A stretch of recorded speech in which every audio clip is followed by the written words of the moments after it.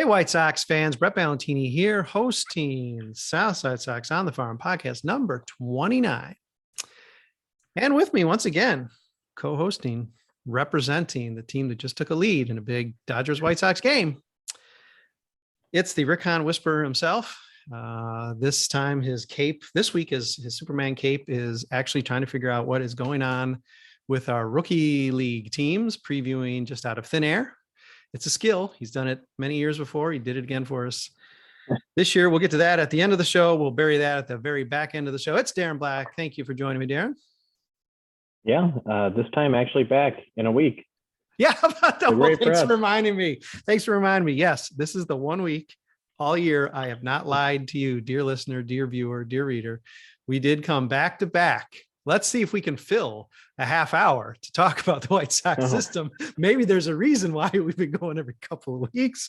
Let's get right to it, Darren. Adam Hazley, whatever his name is, was your MVP this week in the piece that's publishing alongside this podcast here on Wednesday morning. But we're not going to talk about him, even though I guess he could help the White Sox at some point, whatever. Okay. Sorry, Adam. We're blowing past you. You're gonna have to do it for like another 3 weeks for us to really believe. Let's talk about the guy, Darren. I'm not afraid to say, even though it makes me out to be the fool I am hosting this on the Farm podcast. Romy González was my number one prospect going into this year. And I know that's ridiculous. Oh my God, you got to pick Colson Montgomery, Rivera, whoever, whatever, Céspedes, somebody, right? Okay, that's so stupid. Well, listen, my thinking was, this is a guy who made that huge jump, 2020 guy. I understand maybe his ceiling is obviously it's lower than some of these other players who are more likely to be, or more traditionally would be, in your top 5 prospects, top 10 prospects. But the fact that it would probably be it would laugh me off the stage, I think is a little silly too. The guy made such a leap. There was no reason to believe that he wouldn't hit the ground running, say at Charlotte or with the White Sox, and play really well, which he has not done this year. So I guess I have just proven to be the fool. But Romy is the guy that you have discussed, used your space in this week's update to talk about in terms of him, what he's done so far this year, and why he could very well be even a better choice than Yolbert Sánchez to move up to the White Sox. Geez, they have the need now, but whenever that magic time is, Rick Hahn said, I guess today or yesterday, like, no, we don't need Yolbert or Sosa until like the end of the year. It's like, what team is he watching? Anyway, Darren, let's talk a little bit about that whole situation where the White Sox do have a desperate need and they just don't seem like they're going to fill it from within. Yeah, so the talk has rightfully been on Yolbert Sánchez and Lenyn Sosa in general. Lenyn Sosa has been awesome, and Yolbert Sánchez has not been as good, but he's in Charlotte, so he's actually at the next step would be, that second base spot. But the reason why Romy González just hasn't been, in the minds that often is he just really hasn't been playing. He's been hurt. He had a weird 3-game stint a couple weeks ago where he played, didn't do particularly well, and then spent another 2 weeks not playing. And last week was his first week back, and I mean, he was pretty good.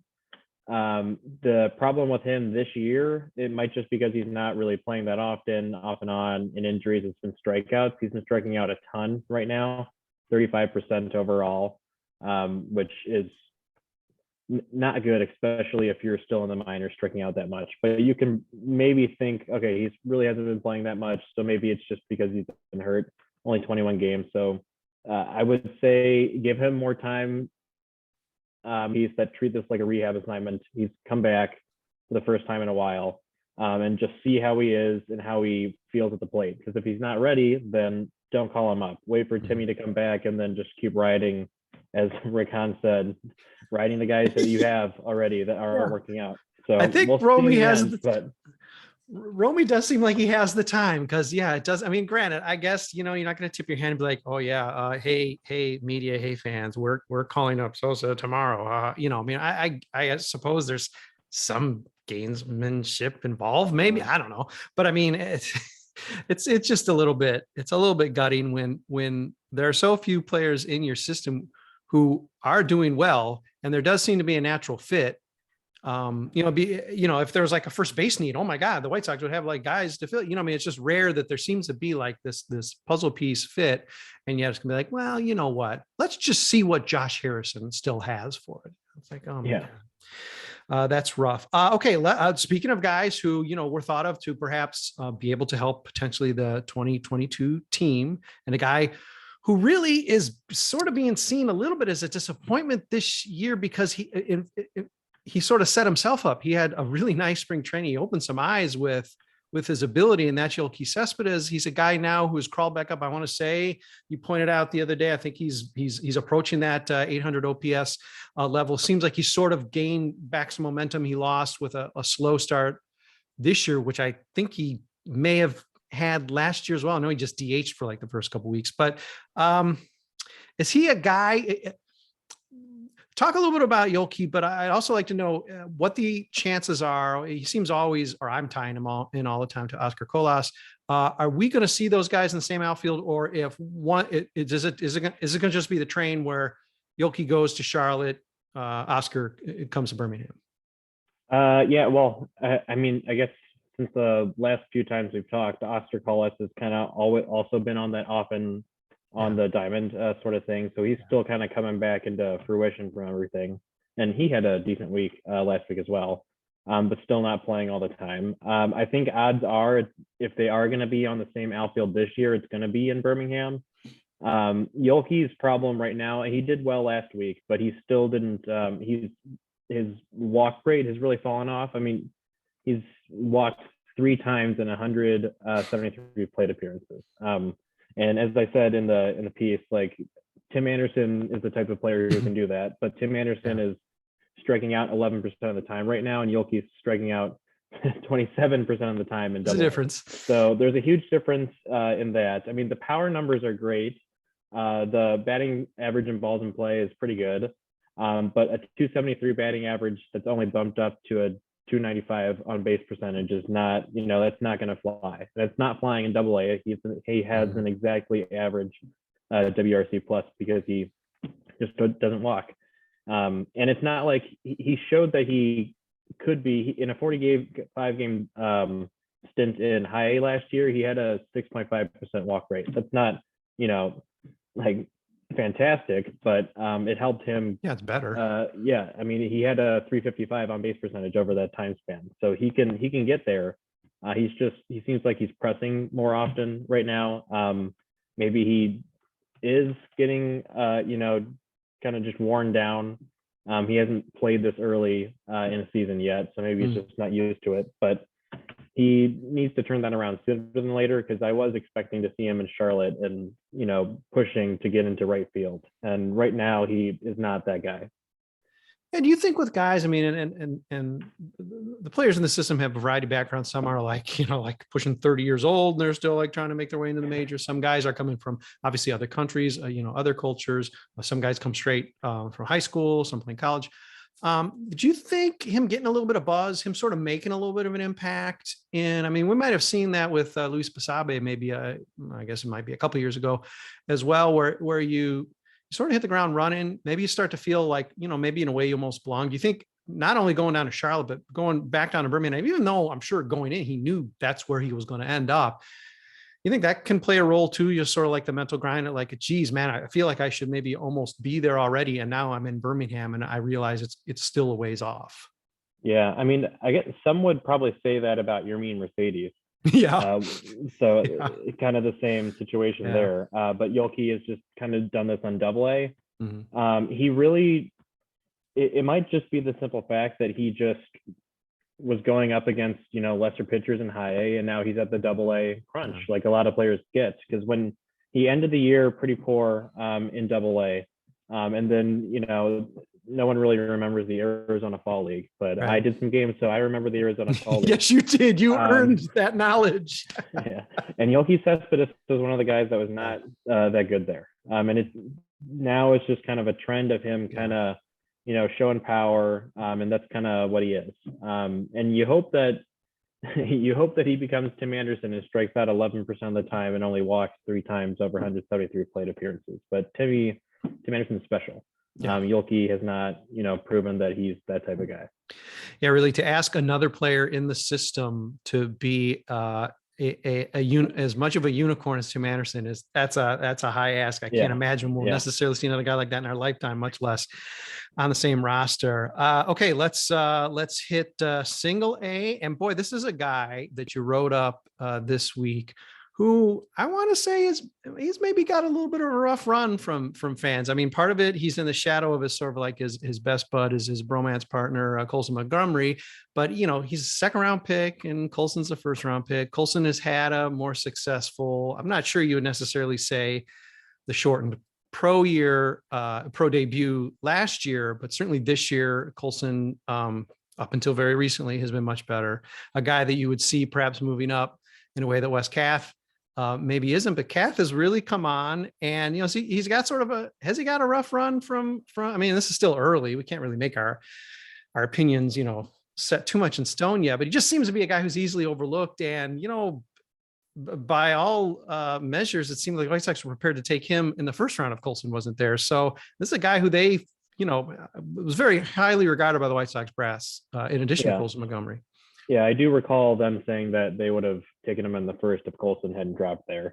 But with Kath's situation, he started out just really, really bad. He's a high strikeout guy. So if he's not, hitting for power and walking at the same time he's doing this, it's just reading, 0-for-3, 1 walk, 3 strikeouts, and then 0-for-2, 2 walks, 2 strikeouts, and then 0-for-4, 0-for-4, 0-for-4. That was kind of what was happening with him in the early April. But he's gotten the walk rate up. The Ks are down, but 33% is still a lot, but it is trending down, which is a good thing. If it was 33% and last year it was at 20 or so, that would not be a good sign. We would have to kind of rethink where he's at, and you wouldn't even think about him, moving up even next year. But he's showing a lot more power recently. You kind of want to see more from him because he came into or came out of the draft with more power than Colson Montgomery and more to grow into, or not more to grow into, but more right away. Montgomery had more to grow into. But I mean, they've been nice, like 1-2 punch the past, I would say half a month since Colson Montgomery's been back. And they've been batting right by each other too. So you would love to see that in the future. I guess probably 2-3 years from now, you're projecting out since they're both 19. But yeah, good starts. 2021 draft is looking pretty decent so far. It gets boring. Darren just goes Charlotte, Birmingham, Winston-Salem, Kannapolis. So this time, listen, I threw a little curveball. We took a detour. We went straight to Canny. Now let's get back to Winston-Salem and a little bit closer to the research triangle. Let's talk about your Dash MVP, a guy who's been an MVP many times before in Kannapolis and even in Winston-Salem this year. And that's sort of everybody's darling prospect who briefly lost a little bit of shine maybe a couple of weeks ago. He's sort of back. It's Bryan Ramos, a guy who I think is getting a little bit more and more national attention now as well. And I guess let's talk about his week and, what his prospects are to maybe move up. Are the White Sox going to handle him with kid gloves and keep him from maybe running into too much pushback in 2022 by not bringing him up to the Barons? I would say him getting promoted to the Barons probably will for sure not happen soon, and it probably won't happen until those college guys that they take in the mid-July draft are actually through the rookie leagues, and then they have to start promoting from there. I would say, so I would probably put late July as a reasonable expectation, but his season so far has been an outrageous April and then a pretty poor May. And June is off to a good start right now, but he needs to keep going and prove that he can keep doing this throughout a season and not have that, 20 game span of just really bad baseball. He is just 20. So again, he's lower than what he should be at that age or at that level. But we saw Jose Rodríguez do that last year, go from low A or high A to double A. So we know that they will do it if he proves it. And through the first month, and if he would have continued that at any kind of pace, you might see him there right now, to be honest. But he's got to keep proving that he can do it. His plate approach has been better so far this year. Even when he wasn't hitting the ball well last month, he was walking more and striking out less than April, which is a great sign. He probably just wasn't getting as much luck as he was in April, or just not hitting the barrel when he was actually getting pitches to hit. Yeah. But yeah, he's shot up prospect rankings. Fangraphs actually raised him #1 overall in the system. I'm not sure if I agree with that, but he's a guy to watch. You've got possible future first, third, and short just in these two levels here in Winston-Salem and Kannapolis, between him, Colson Montgomery, and Wes Kath, and they're all doing really well at the same time. You've sort of connected him and Jose Rodríguez, I guess, pretty much forever. You were certainly always quick to point out last year that really, if Jose Rodríguez was like the one-star prospect, I mean, I guess aside from Romy González, but certainly in the lower ranks, the 1A would have been Bryan Ramos. So, I've come to sort of associate those two guys. I think you may look at it that way as well. Is Bryan Ramos tracking about what you would have thought? Is it about the arc of Jose Rodríguez a year ago? Is he generally in that range? Is he falling behind a little bit? Or where do you feel? Or is he a little ahead? So from a year ago, Jose Rodríguez was just hitting the cover off the ball still. So he's behind in that respect. But these guys are still basically on the same track. Bryan Ramos is just a year younger and is not even as good defensively. You're not really sure where he's going to end up at. I was going to ask. You're pretty sure second or short. Yeah. Well, if we're projecting out to the majors and pretending that all the top prospects work, it's first base for Bryan Ramos. But you might as well keep trying him at third. He's not terrible. He might actually end up being better than Wes Kath, but you would hope that your second round pick can play the position that he was drafted for, which I know the White Sox haven't had much luck in that respect, or they forced that to happen with Gavin Sheets. So maybe with the exception of Yolbert Sánchez, the defensive improvement that the White Sox need to show at the major league level is not necessarily going to come from the minor league ranks at this point. Yeah. All right. Yeah, it's a simple answer. No problem. Hey, wow, we blew through 4 levels. Boy, Darren, this is easy. We just wrapped this up. No problem. No, you don't get to leave yet. You don't get to watch the end of the White Sox game.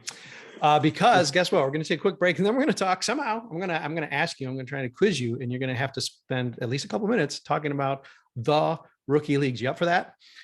Oh yeah. You got no choice, because we're coming back after this break. See everybody in a minute. Hey, White Sox fans, Brett Ballantini here, hosting along with Darren Black, the tireless worker. Sometimes he just has to figure out things are right just out of thin air, like perhaps this week when I asked him in a speed round challenge, please preview the 2 rookie league teams that now have just popped up and started playing out of nowhere without a lot of fanfare. The Dominican Summer League team in the Dominican Republic. And of course, at Camelback Ranch, the sole rookie league stateside team, the ACL White Sox, have begun play. It was previewed by Darren Black. We've already had results, which, by the way, was also updated and written up by Darren Black. Basically, the default is, if it's minors, think Darren first, and then occasionally, like Julie Brady squeezes in there. Occasionally, Super Joe Reeses gets in there, elbows, tells Darren just to take a day off. And even sometimes, who knows? Maybe I'll still pop up. I don't think I've had to yet. Maybe I did a little I think Joe gave out one night. But yeah, so it's been a relatively update free for me this year, which is probably to all readers' relief. But Darren, we've got your previews linked in the post to this podcast in case people somehow miss them. Go figure.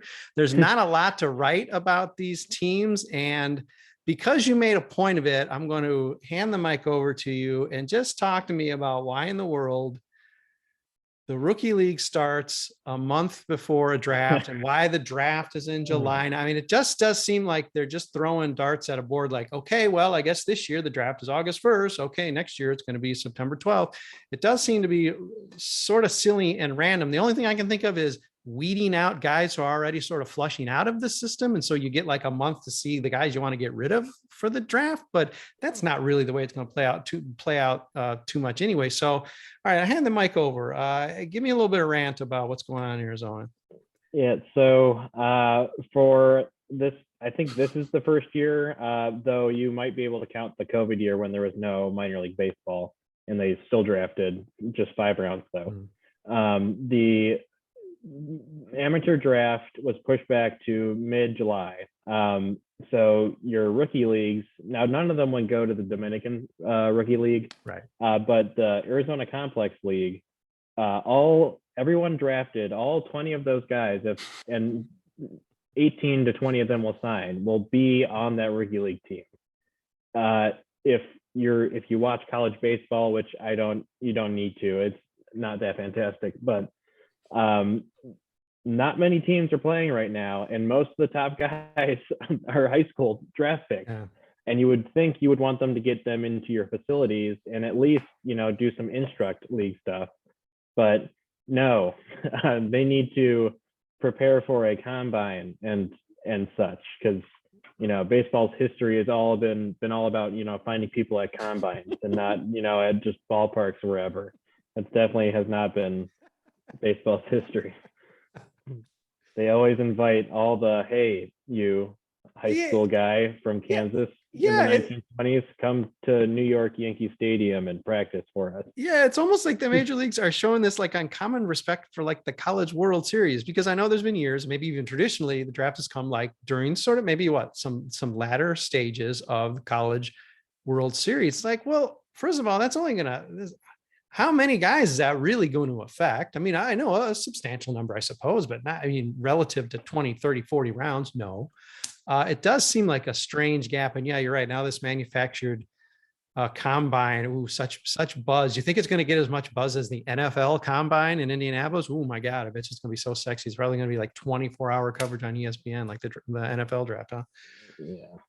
Well, I mean, the NFL at least does it right. They have the draft and then rookie minicamp start. Mm-hmm. It's not rookie minicamp and then the draft, which is, it's just, I don't understand it. You can try to say it's, just helping these kids try to find a job for a month and prove that they deserve to be on the team. But the front office knows which guys they're going to release. And, honestly, odds are if someone's doing well and they're a bit older in these rookie leagues, they'll just go up to Kannapolis, and some guy in Kannapolis that's, a bit older will get promoted. And then somebody along the line is just going to get released that was always going to get released. Right. But I don't understand it. Yeah, but they're doing it. So it's sort of spinning the wheels for a month, and lucky you, 4 out of 7 days, you get to recap some of that nonsense. God bless you for the work that you do for us, Darren Black. Okay, what was my question going to be about? Well, I don't really want to talk about this team because it is sort of like, it's guys, there's, I really always liked Cabrera Weaver, but he's a guy now who's fallen from high A to Arizona. I guess this gives him opportunity to sort of get his bearings, but that's absolutely not the direction you want to be going. And, there are probably a couple other cases like that as well. You cited a couple guys, I suppose to watch. You can read that article if you haven't read it already to catch a few of the pre-draft players of interest that Darren might actually be writing up in game play.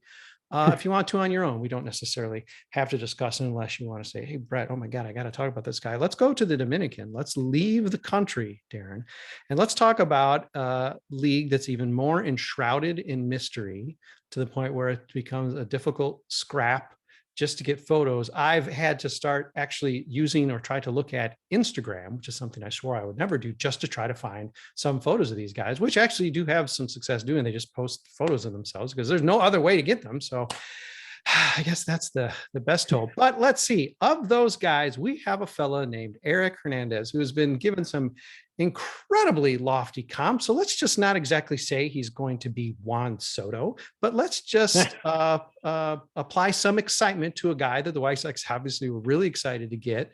He's going to play all year. There's no promotion going on in season, no matter how great you are. There's for the blue chippers, there's a reason why they're there for the whole season, right? They got to keep all of their money. So we're not going to see him in this country until next year. Do we expect he will decimate DSL, or is he even going to get a lot of time like a Vera, where it's like, well, let's just not do anything that messes him up too much either?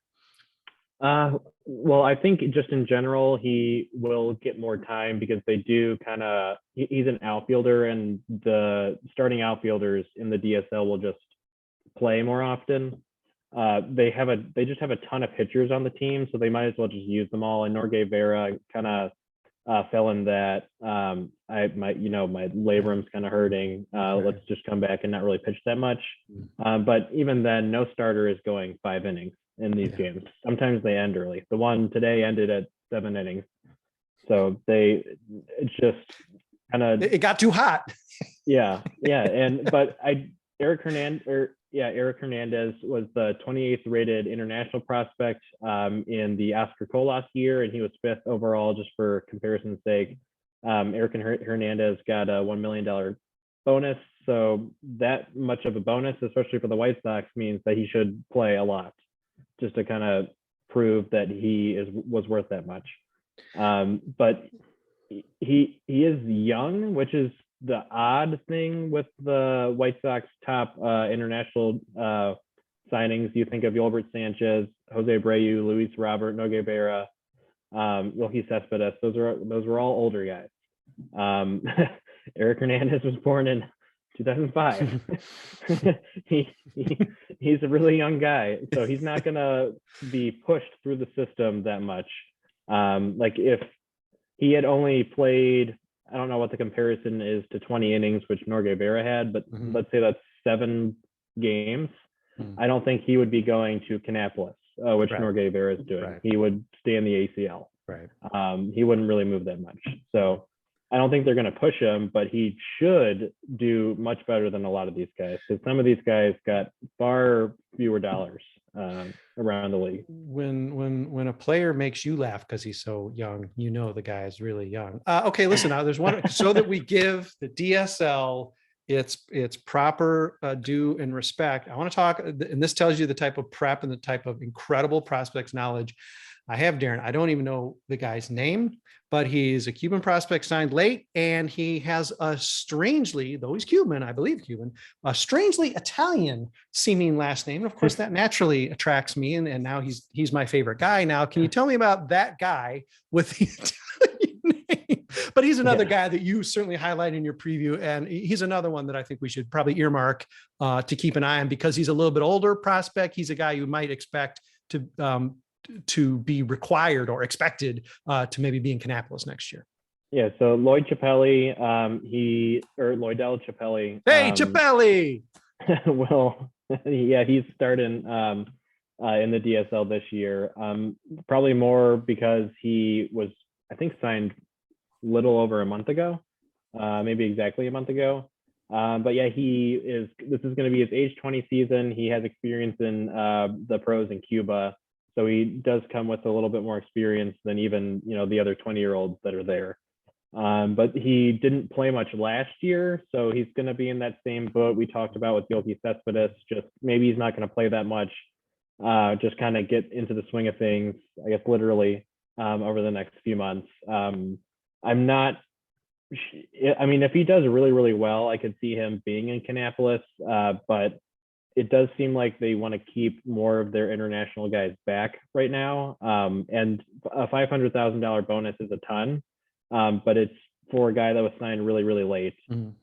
So I wouldn't put huge, flashlight on and say, watch this guy like Erick Hernández or someone like that.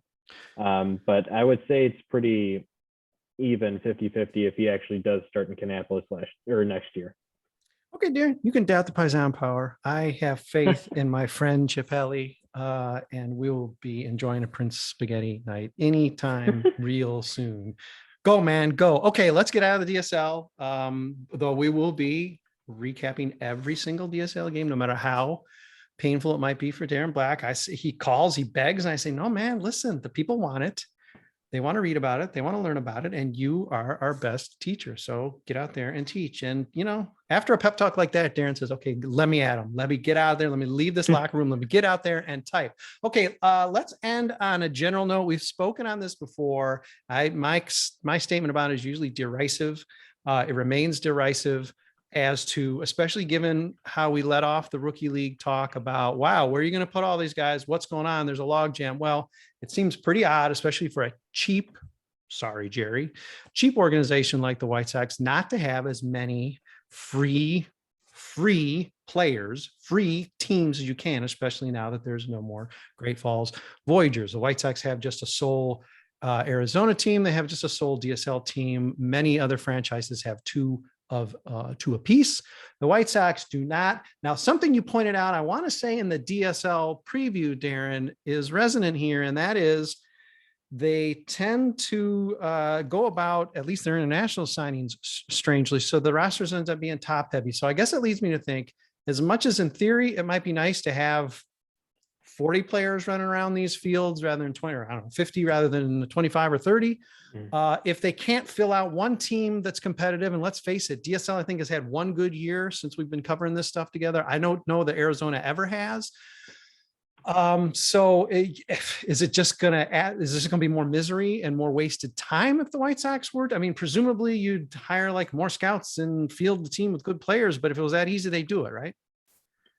I mean, for the DSL, I'm not too sure how much it would add in the end, because it seems like the general thought process for the Sox is just to not make anybody there like overextend themselves. Like, no one's really playing every day. The catchers will play 2 times max, maybe 3 in a week, if they have one notable one. But they just don't play enough already. I'm not too sure what it would add. For Arizona Complex League, I'm not too sure if someone has 2 teams right now. But if you were able to, I think someone doesn't have 2 teams. Well, regardless, you used to be able to have 2 teams, from what I remember, in the ACL.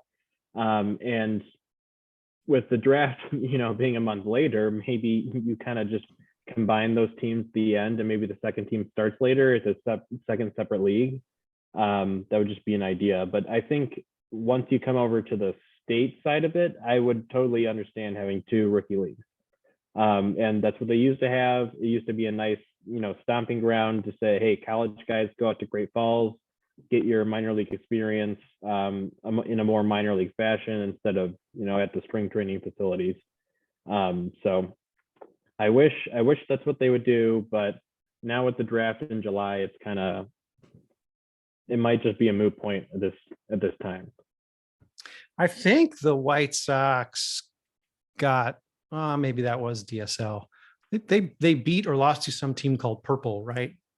Just yesterday. So I mean, if they got teams called Purple, they definitely have more than one team. But yeah, I don't know. I guess I'd have to double check. I've assumed definitely in the past there have been multiple teams, because we've discussed it, and it's like, well, why in the world the White Sox are not going to spend at the top end of the market ever?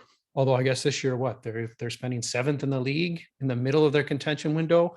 I apologize for criticizing you, Jerry. But I mean, come on, let's face it. Year after year, they find ways to try to scrape a little bit. And you'd think this would still be an easy way just to, I don't know, just bring more players in. And who knows, you just need like one maybe guy on a roster a year to sort of catch fire, move up that you didn't expect to have it pay off, wouldn't it? I mean, I don't know. I mean, I'm not in the business of just like trying to crush dreams and like keep guys, like making $2,000 a year. And getting setbacks, so then they retire and they're 30 and they have no life left. And I'm not looking for that, but geez, the idea that, this is supposed to like fuel dreams. And, the White Sox are sort of like, well, one's enough. I mean, you wonder if they even want to like fully, like you said, in the DSL, it's like, they're not even really working terribly hard to, give those guys reps that are, necessary. Okay, that's right. Yeah. DSL Giants orange. That was in the DSL. So yeah, who knows? Maybe Arizona has trimmed back some teams. I know in the past that wasn't the case. But anyway, all right. If so, I will rescind. I will revoke. I will douse my criticism. But still, it was just a talking point because we blew through 6 levels in no time at all, Darren. It's almost like a ball game is out there for us to go back and watch. So let's wind this thing up. Thank you for this back-to-back. Hey, listen, maybe we'll make it 3 weeks in a row. Who's to say? If you're not completely ready to quit after having to cover all this pointless rookie league ball, then maybe, say next Tuesday or something, we'll get back together. I'll be here after a whole week of rookie league baseball with no draft.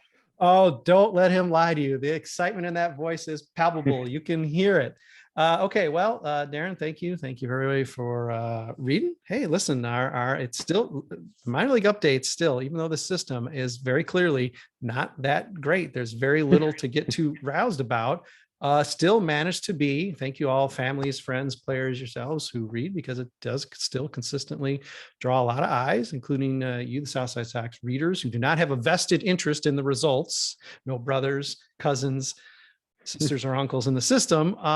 Thanks for reading and thanks for listening to our podcast here, watching even sometimes. And hey, rumor has it, just a week from now, we may be back with you for the magical podcast number 30. Darren, until then, good luck with the recaps. I'll be editing them and you'll be writing them. Woohoo. Yeah. Hopefully a winning week this time. That can't be too much to ask. Listen, now you're just teasing people. All right. We'll catch everybody in a week. Thanks for listening.